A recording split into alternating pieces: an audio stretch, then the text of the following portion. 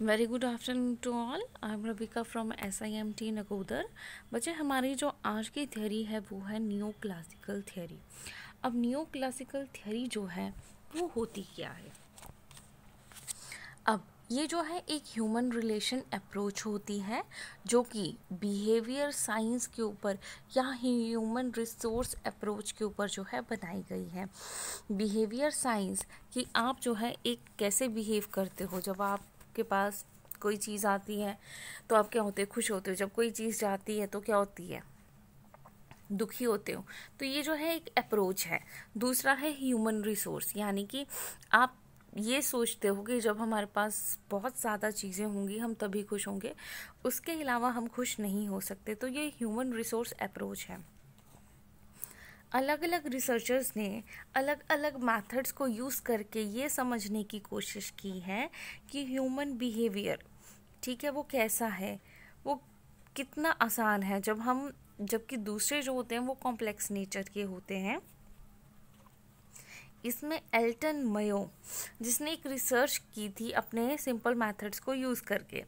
दूसरा क्या है? अब्राहम मैस्लो, डगलस, ठीक है, MC ग्रेजर, ठीक है, जॉर्जर। ये जो है ये कुछ और रिसर्चर्स हैं जिन्होंने रिसर्च टेक्निक्स जो थी वो कॉम्प्लेक्स नेचर की थी। यानी कि हमने दो चीज़ों की बात किया कि यहाँ जहाँ पे हम ह्यूमन को ईजिली समझ सकते हैं और जहाँ पे हम जो है ह्यूमंस को बहुत मुश्किल से समझते हैं। पहले लोग क्या होते थे? सीधे होते थे। आज का टाइम क्या है? आप किसी भी इंसान को बहुत ईजिली नहीं समझ सकते। क्यों? क्योंकि आपको पता ही नहीं है वो कैसा है। ठीक है, तो बोलते एल्टन ने जो है वो अडॉप्ट किया था simple method, Abraham Maslow, Douglas और MC जॉर्जर ने जो है वो अडॉप्ट किया था कॉम्प्लेक्स मेथड। तो ये जो सारी रिसर्चर्स थी ये सारी क्या इंडिकेट कर रही थी कि एक बिहेवियर साइंटिस्ट जो है वो कैसा बिहेव करते हैं। इनकी अप्रोचेस जो थी वो डिफरेंट एटीट्यूड्स के साथ थी। जब मदा खुश है, गुस्से में है, एक नॉर्मल बिहेवियर है, नॉर्मल लाइफ है। और उसके फंक्शंस जो थे वो कैसे हैं, ग्रुप्स क्या हैं, अलग अलग ऑर्गेनाइजेशंस जो थी वो क्या थी।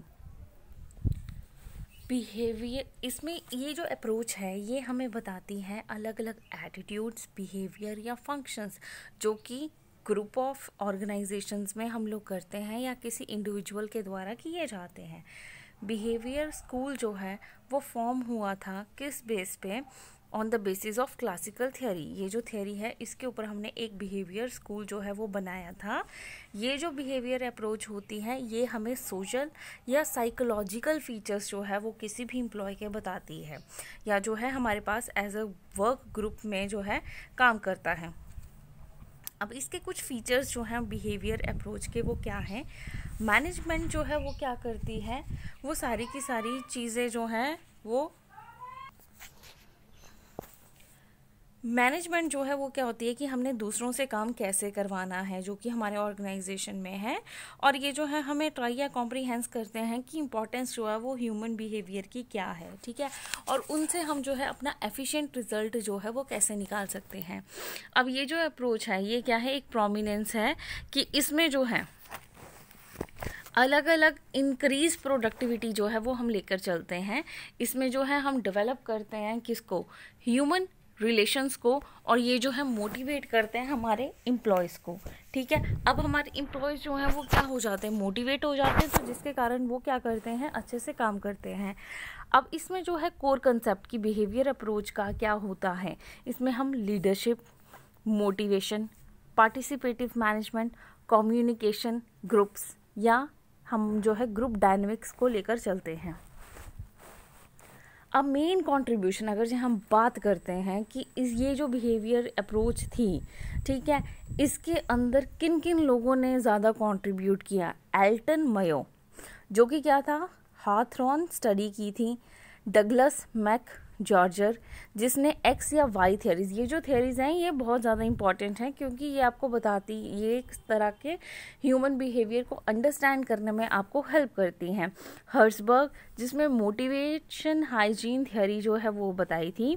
ब्लेक एंड माउंटॉन, ठीक है, उसने जो है मैनेजरियल ग्रिड बताया था। बैनिस जो कि एक ऑर्गेनाइजेशनल डेवलपमेंट थी, ठीक है। अब ये जो है ये कुछ ऐसे पर्सन्स हैं जिन्होंने जो है यहाँ पे बहुत बड़ा कंट्रीब्यूशन जो था बिहेवियर साइंस अप्रोच में जो था वो दिया, ठीक है, क्योंकि इसमें जो है ह्यूमन एलिमेंट्स हैं, ठीक है, कि एक पर्सन जो है वो एक पर्टिकुलर सिचुएशन में क्या सोचेगा या कौन कौन से एस्पेक्ट्स जो है वो सोच सकता है।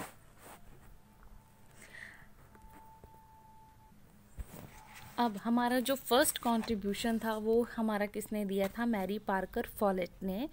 अब मैरी पार्कर फॉलेट जो है वो फोकस किसके ऊपर करता है, ग्रुप इन्फ्लुएंसेस।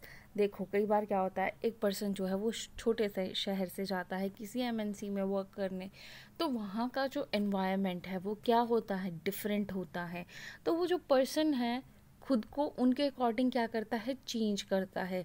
जो ग्रुप है वो उस पर्सन के अकॉर्डिंग चेंज नहीं होता, जबकि एक इंडिविजुअल को क्या करना पड़ता है, अपने उस इन्वायरमेंट के अकॉर्डिंग जो है उसे चेंज होना पड़ता है, ठीक है। तो ये क्या है कि ग्रुप का इन्फ्लुएंस जो है वो पीपल्स पे कैसे पड़ता है। अब हम इस चीज़ की बात करते हैं मैरी पार्कर फॉलेट की। इन्होंने जो है ह्यूमन रिलेशंस जो है वो हमारे वर्क के रिगार्डिंग जो है बताए हुए हैं। अब ये क्या कहते हैं, सबसे पहले जो है इसमें इनको जो है मैनेजमेंट गुरु जो हैं जिन्हें हम मानते हैं इंडस्ट्रीज़ के, ठीक है। अब इन्होंने जो है फीमेल एक्सपर्ट्स जो हैं उन्हें भी हम निगलेक्ट नहीं कर सकते। क्योंकि हम जो है मेल्स की बात करते हैं उन्हें गुरु माना जाता है, तो फीमेल्स ने भी जो है बहुत ज़्यादा कंट्रीब्यूशन दिया है और उनका कंट्रीब्यूशन जो है वो हम निगलेक्ट नहीं कर सकते। अब बोलते जो स्कूल है मैनेजमेंट का, उसमें कुछ टैलेंटेड या इंटेलिजेंट फीमेल कंट्रीब्यूटर्स जो हैं जिन्होंने कुछ और थ्योरीज जो है मैनेजमेंट की डेवलप की हैं।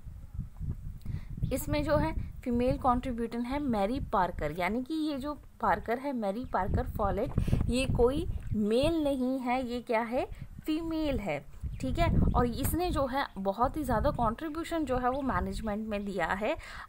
इसीलिए जो है हम यहाँ पे ये बात कर रहे थे कि जो मेल्स हैं उन्हें ही मैनेजमेंट गुरु नहीं कहा जाता, फीमेल्स को भी हम क्या करते हैं, गुरु मानते हैं और उनके कंट्रीब्यूशन को हम इफ़ेक्ट नहीं, निगलेक्ट जो है वो नहीं कर सकते।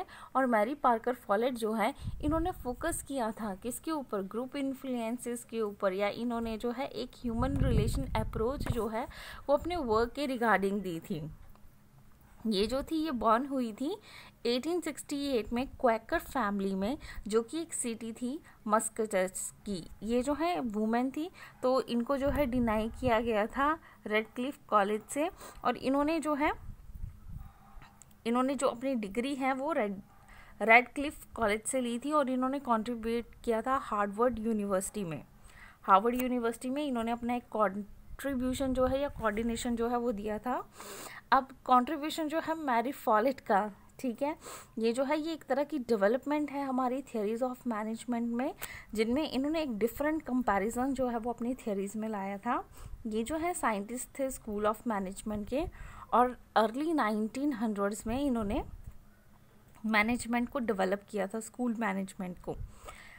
ह्यूमन रिलेशन अप्रोच जो थी वो मैरी फॉलेट ने जो है एक इनोवेशन जो थी लेके आए थे उस टाइम में। इन्होंने जो है टाइम या मोशन स्टडी को जो है स्टडी किया था फ्रेडरिक के द्वारा। इन्होंने जो है एक पब्लिश की थी सीरीज ऑफ बुक मिड-20s में, और इन्होंने स्ट्रेस दिया था ह्यूमन रिलेशन मूवमेंट्स में, जो कि अलग अलग मैनेजमेंट थियरीज जो हैं जिन्होंने डेवलप की थी। और इसमें फेमस मैनेजमेंट थिंकर्स थे मयो, एल्टन मयो, मैस्लो एंड हर्जबर्ग। इन्होंने कुछ थियरीज दी हैं जो कि आज भी बहुत इंपॉर्टेंस जो है वो रखती है। अब हम बात करते हैं मैरी पार्कर फॉलेट की। इनके जो है 4 मेन प्रिंसिपल्स जो थे वो कोऑर्डिनेशन के थे। सबसे पहला principle of early stage, principle of continuity, principle of direct contact.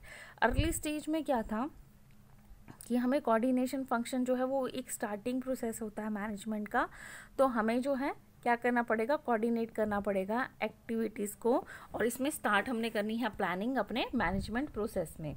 Continuity का मतलब क्या है, ये जो कोऑर्डिनेशन है ये कभी भी ख़त्म नहीं होगा। कोऑर्डिनेशन जो है वो हमेशा ही चलता रहेगा जब से हमारी ऑर्गेनाइजेशन जो है स्टार्ट की है, और इसके एंड तक ये जो काम है ये कभी भी ख़त्म नहीं होगा।